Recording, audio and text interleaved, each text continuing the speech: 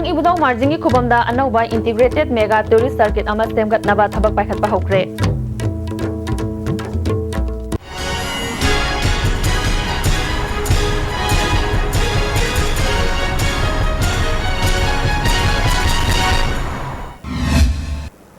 Hauzik mapung oiba pau. Haingang kendrogi manung sana leiriba ibudong marjingi khubamda anauba integrated mega tourist circuit ama semgatnaba thabak paikhatpa hokre. Tourist circuit asigi manung sanna ibudong marjingdagi haurakliba Manipurgi sagol kangjai masana buning singduna achauba pologi statue ama khingadauri. Hiram asigi matangda ngasi ayuk haingang kendrogi MLA N Birena lusingba mioi kanglop amana pologi statue khingadauriba hamadi mafam asi yaunanaba semliba lambigi fibam sing yengsinki. MLA N Birena paumising da phongdorakpada ibudong marjing polo complex ama hengangda thamgadoriba asigi master plan semba loire masigi mathakta Ministry of Environment, Forest and Climate Change na forest ki clearance pirakiba galoina na statue asi thamnabu hotnabada tourist department na lupa crore tara nithoi gi senpham kaithoktuna thamle haina MLA na haiki polo sanabada sinariba poni heba masigi sa se masigi sagol se ngasi sida leiba kuba ibudong marjing sigi magi sayon Madugi potnina polo krai de hogi Manipurgi karamba mafamno adudi marjingi sagonduni haibadugi madugi peculiarity duni koina prajada attract tongner bohnari hujik chu aroi mani laise hujik chu ibudong marjing koramba lakpase adom nungti gi haitare aduna masimaga laga di sidi foreign gi India gi ngakna natnako foreigners ni am attract tobung amni habi thajaba mamang international polo tournament gi lakpase loina visit tobiramista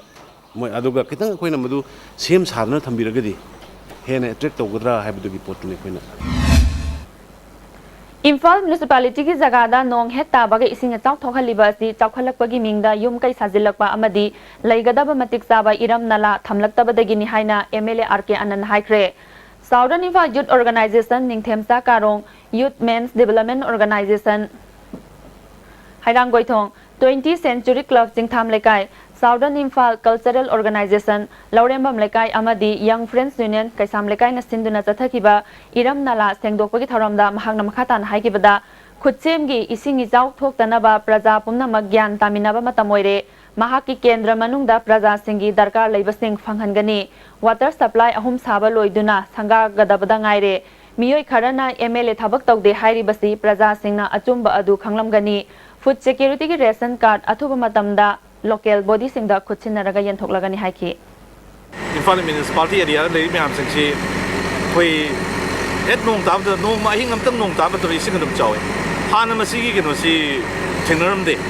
adu ba da masi kari gi no na khoi na su khana ba da khoi gi drain le ta ba aloi na khoi sok si am chaw me khoi nga ko ni da am chaw chaw le mo khong ba le lei gi de se am loi na mo some encroach stone or pa ga da yum sa jan da ko polo pa si myam sing ma mo ga drain le gi drain se le ga su masi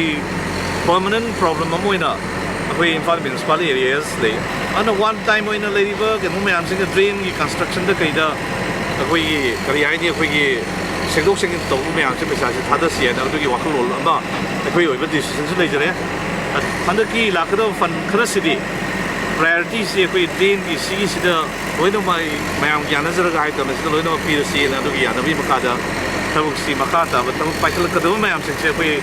MJNRGS ke khoi lakwa maroi nai gi tunda person loi da chakrani Ngarang ayuk Lilong Police Station gi manung chanba Lilong Hauraibi awang lekai taren makhongda kakwa namarakpam lekai dagi sagol sem prasanta kauba naha ama thauri yanduna siramba thaudok adugi achumba langla langjin putho uhaina ngasi su kakwa da lambi thingbagi khongjang changsili National Foundation for Communal Harmony ki makhada paikhatliba project assist ki makhada Imphal West District ki oina khangatlaba beneficiaries singda financial assistance ki benefit lakliba mi gi tangani ningthokaba nimita Imphal West DC office ki campus ta leba Kombirai hall da yenthoklagani haina district social welfare officer Imphal West na khangalakli pawgi marak thana tema brega matang Jolib 100% natural syrup amasung capsule yu thakpadagi oirakpa awaba chaitheng hakjangi liver soklakpadagi kuchu sengakta ba haksang soktharakpa tumba chaba yaraktaba khong hamba nungaraktaba singbu phanba ngamba amata ngairaba upaidi Jolib syrup amasung capsule diabetes singidamakta Jolib capsule chabiyu Manipur gi ahanba beautification center mafam sida mahing uring unsa khoiba ariba dakfam phahanba ngami tattoo mole freckle na chingbasu lauthokpa yai hakchang gi ahenba fat pamdaba body gi hair lauthokpa yai ngasi mak unabiyu Dr. Madhubala Laser Beauty Clinic MZ Avenue Imphal Delta Tutorials for CBSE. Admission open. Class 9, 10 and 12 Science from April 4. Class 12 Arts from May 4. Class 11 Science from June 6. Vacations course for Navodaya and others from May 4. For detail, please visit Delta Tutorial between 6 am to 7 pm.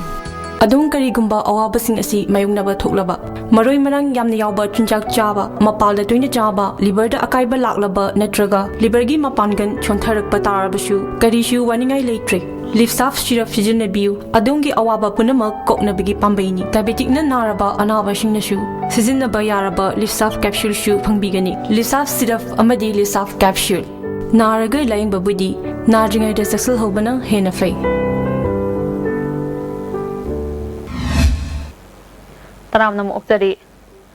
Naharo Kudimak Larik Laisu Haiba Kaktada Mapung Faba Chakwatpa Ngamgani Haina Arunachal Pradesh ki Hana Governor Oirambata Natana Army Chief Oiramba General JJ Sinhana ngasi Manipur Press Club ta pangthokpa Aryans Group of Colleges Chandigarh na awang nongpok lamdamgi mahero singi akhanana pinanaba scholarship hogdokpagi thoramda haikre thoramadуда Aryans Group of College ki Chairman Dr. Tansu Katariana phongdokhibada ngasi hangdoklib scholarship asi awang nongpoki nupi yangkhai nupa mahero yangkhai punna mahero chamada khudongchaba pigani mahero singna mahai tambada changba achangba senphamgi chada yangkhai scholarship phangani lemhauriba chada yangkhai na bank ki lol oina loba yagani khudongchaba asi phangningba mahero singna free help line number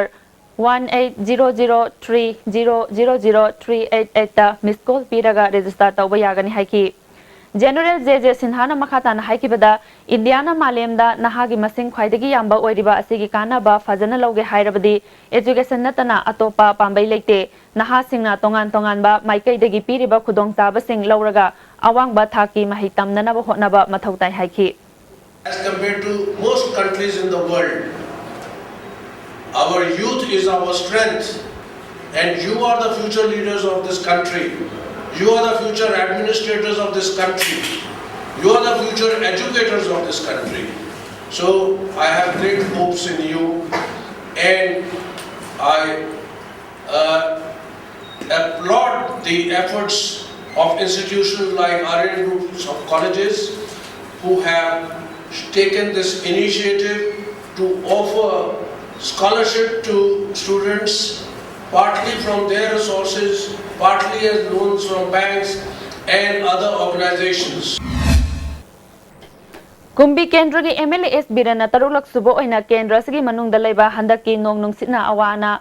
takraba amadi lena sokhankraba mayum makai leijadraba singda jinga vandal yangkhai asi ngasi wangu sandangkhong makha lekai da yenthokre Asem Priyo Kumar kauba miyoi amana jinga sing adu beneficiary singda khusinaki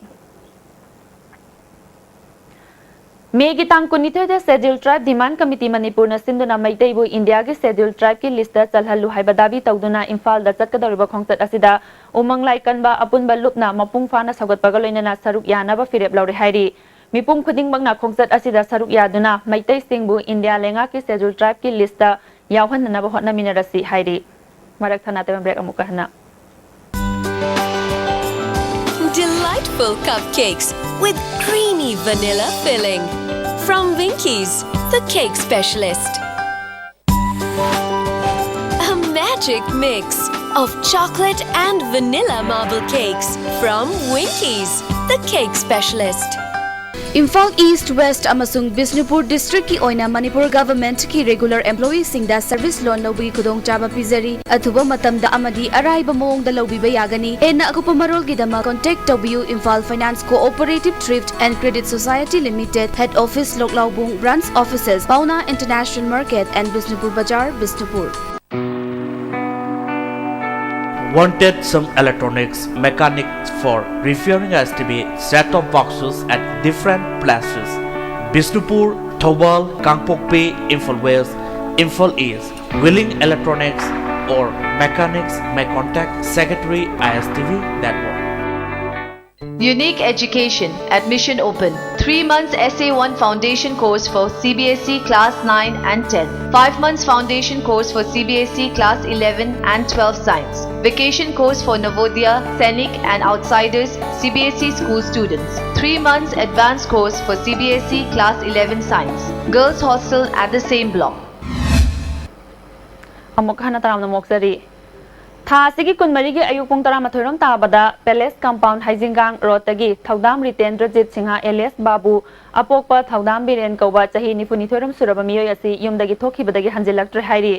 mahak kuchu ngawi mamai koida nei fit manga inchi nipan wangi mahak na thokhiba matamda wauthang naba machugi khongraw ama setki higok machugi t-shirt ama litki kanaguma singna mahak ku thengna birabadi manak nakpa police station natraga mobile number 9856164101 natraga 9856212161 telephone number amuka hana 9856164101 natraga 9856212161 da pau pibiu hairi Boxer Mary Kombu Rajya Sabha ki MP oina khalakpada Manipur Amateur Boxing Association nungaiba phongdorakli Mahakna Association asigi matik saba infrastructure amadi hena phaba training gi khudong saba sing phanghan bata mateng panglakani haina su thajaba phongdorakli Rio Olympic ki dama qualified oiduna mai pakpa oirasanu hairi Haingang ibudong margin gi khubamda anauba integrated mega tourist circuit ama semgatnaba thabak paikhatpa hokre